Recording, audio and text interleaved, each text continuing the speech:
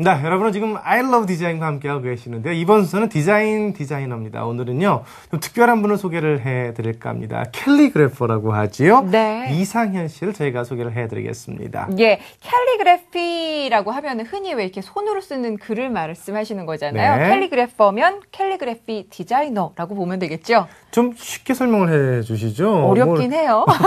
그 영화 제목 같은 거 쓰신다거나 혹은 네. 또 뭐 그냥 라면 봉투의 글씨 이렇게 또 설명하는데 이해가 될까요, 여러분? 예, 네. 알 수 있을 것 같습니다. 이상현 씨는요, 우리나라 1세대 캘리그래퍼라고 하는데요. 10여 년 전부터 아주 대단한 활동을 많이 하고 계십니다. 네, 특히나 이상현 씨는 연필이나 펜 글씨뿐만 아니라 이런 묵향이 담긴 모필 글씨를 많이 쓰시는 분이라고 하는데요. 디자이너에서 함께 만나보겠습니다.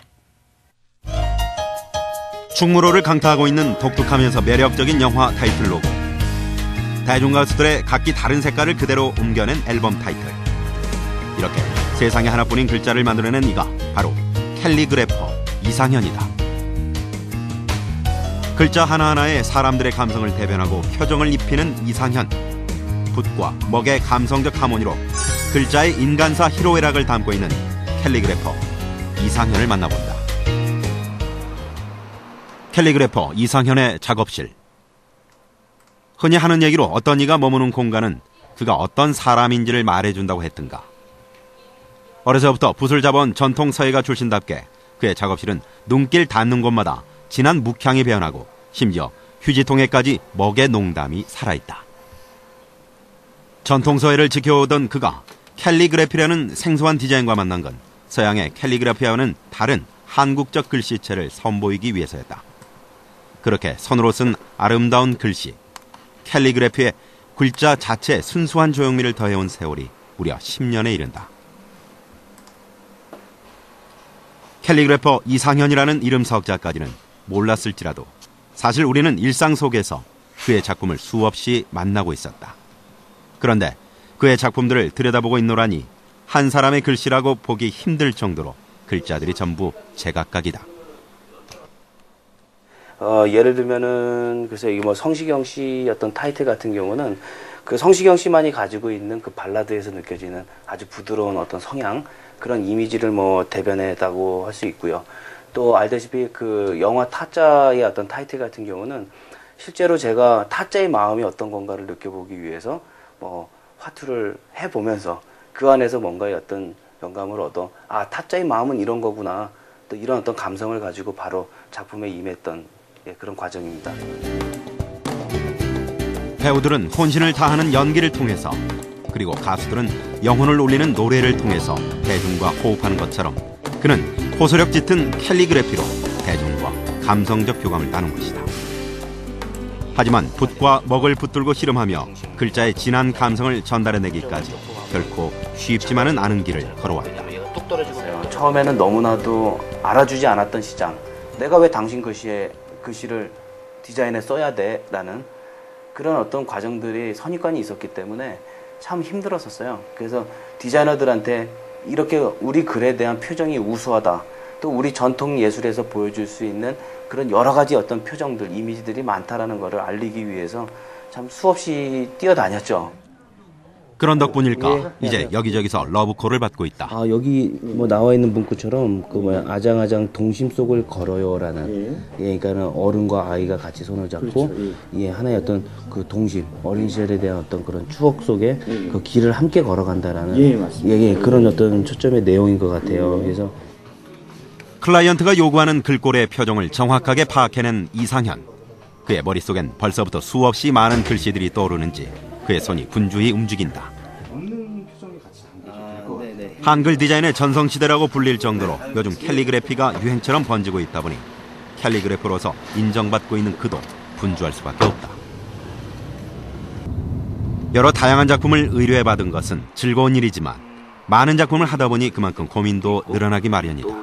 그 현대 입장에서는 요즘 예를 들면 비보이라든지 조금 난해한 어떤 부분입니다. 그러니까 그 우리 전통과 현대를 아우를 수 있는 인간의 어떤 정서가 묻어져 나오는, 흥이 숨쉬고 있는, 즐겁고 행복한 어떤 표정들을 내포시킬 수 있는 그런 춤이라는 어떤 타이틀이에요. 그래서 좀 풀어가기가 좀 쉽지만 않겠는데요. 우리가 디자인 시장에서 캘리그래피가 인기 상종가를 달리기까지 그의 공이 한몫 단단히 했음을 모르는 이는 없다. 현대의 표정을 담아낼 수 있는 캘리그래피라는 어떤 그런 부분에 대해서 디자인과 접목을 해서 최초로 어떤 그런 한국의 캘리그래피와 상업적인 어떤 용도로 접목을 시켜서 성공시킨 어떤 주역 중에 한 사람이라고 생각을 하고 있고요. 일반 타이포그래피에서 좀 식상한 부분, 그리고 넘지 못하는 어떤 감성적인 한계를 넘을 수 있는 어떤 영역을 열어주신 분이라고 생각을 합니다. 클라이언트들과의 미팅을 마친 후 그는 작업실에 혼자 틀어박혔다. 작업에 필요한 문방 사우를 챙겨놓고 본격적으로 캘리그래피 작업에 임하고 있는 것이다. 그런데 그가 눈을 감고 있다.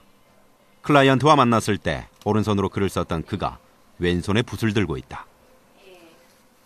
오늘 그 캘리그래피에 관련된 의뢰가 지금 두 가지지 않습니까? 근데 뭐 순수한 어떤 표정하고 정말 막 흥에 겨워서 즐길 수 있는 어떤 그런 표정 두 가지인데요.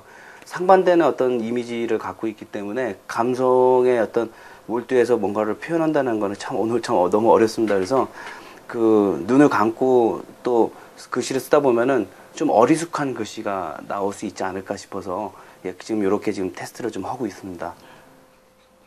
시도는 좋았지만 막상 결과물은 그에게 만족을 주지 못하고 만다. 시간이 흐를수록 글씨는 여전히 제자리 걸음이고 까만 먹물처럼 그의 속도 새까맣게 타들어가는 듯하다. 답답한 마음에 그가 작업실을 박차고 나와 길을 나섰는데 그가 찾아간 곳은 근처의 한 유치원. 마치 연예인의 사인을 받는 팬이라도 된 것처럼 그는 아이들에게 글씨 써주길 부탁하고 있다. 야, 잘 쓴다. 고마워. 안녕. 작업실 안에서 속을 끓이던 그가 웬일인지 싱글벙글 웃음꽃을 피우는데 지금 뭐 하시는 거예요?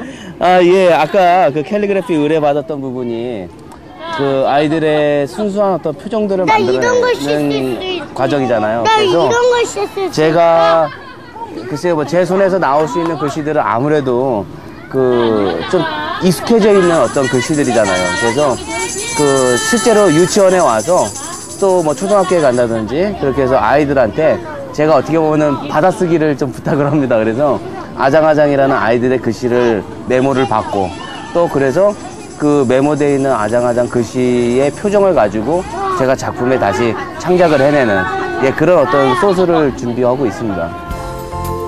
아이들의 글씨를 직접 찾아 나선 일은 헛되지 않았다. 그의 작업을 뒷받침해줄 소중한 보물을 얻은 것이다. 아이들의 글씨에서 그는 자신이 잊고 있었던 표정과 맞닥뜨린다. 굉장히 설레요. 그러니까 너무 표정 자체가 너무 해맑고 가식이 없는 그런 어떤 글씨를 아까 어린 친구들이 써줬기 때문에 그 글씨에서 지금 작업을 하면서 그 글씨의 어떤 균형성이나 조형적인 어떤 부분을 좀 만지고 있는데 너무 행복합니다. 너무 뭐 누구한테 잘 보이려고 쓴 것도 아니고 사심이 없는 그런 글씨이기 때문에 저 스스로도 보면서도 막 맑아지는 것 같은 그런 느낌이 드네요. 아이들의 동심이 담긴 글씨. 그가 그토록 고심하며 진정 만들어내길 원하던 글씨의 순수한 표정이라는 것이 바로 이런 것이었으리라. 글씨의 감정을 제대로 잡은 그는 이제 거침없이 일필휘지로 자신만의 캘리그래피를 만들어 나간다. 그런데 화선지가 있어야 할 자리에 난데없이 화장지가 등장한다. 지금 뭐 여러 가지 몇 군데다 작업을 해봤는데 질감 자체가 굉장히 뭐 크레파스로 근 것 같은 맛도 나면서도 그 획이 먹이 번져서 엉기는 어떤 그런 변화들, 그런 맛으로 볼 때는 지금 요 화장지 위에다가 작업되어 있는 요 글씨 타이틀이 제가 가장 추천하고 싶은, 가장 마음에 드는 지금 작품이 된 것 같습니다. 사람이 상황에 따라 각기 다른 표정을 짓듯 분명 똑같은 단어지만 글씨도 쓰여지는 도구나 재료에 따라 전혀 다른 느낌을 준다. 그가 이번엔 아예 붓을 뒤로 한 채 지푸라기를 손에 들고 있다. 그의 행동은 무슨 퍼포먼스라도 보고 있는 듯하다. 아까 그 의뢰받았던 그 춤이라는 타이틀, 그러니까는 뭔가 흥겹고 또 뭐 인간의 삶을 묻어낼 수 있는 어떤 우리의 전통과 현대를 아우를 수 있다는 거. 그래서 디자인 쪽으로 표현되는 춤이라는 타이틀의 소재는 우리 어떤 시골 또 전통에서 보여줄 수 있는 집이라는 소재로 접근을 해보고 싶었고요. 또 하나는 지금 일단은 그 흥을 좀 돋구기 위해서 지금 음악도 틀어놓고 지금 기분이 아주 매우 좋습니다. 전통서예가 출신답게 붓을 고집하고 있는 그지만 감성적 글씨를 표현하는 데 있어서 때로는 이렇게 색다른 도구를 이용한다. 붓이 아닌 여러 가지 재료를 통한 실험적 시도로 글씨의 질감을 표현해보며 글씨의 표정에 더욱 힘을 싣는 것이다. 그래서 그의 캘리그래피는 글자를 떠올리고 그 글자를 온전히 끌어안기까지 그가 겪은 전 과정을 고스란히 머금고 있다. 캘리그래피만의 어떤 매력이라고 한다면 글쎄요, 붓을 잡고 있는 그 순간 아무것도 생각이 안 난다는 것 같아요. 오로지 그 글씨 작품을 위해서 내 모든 것을 다 몰두할 수 있다는 과정인 것 같습니다.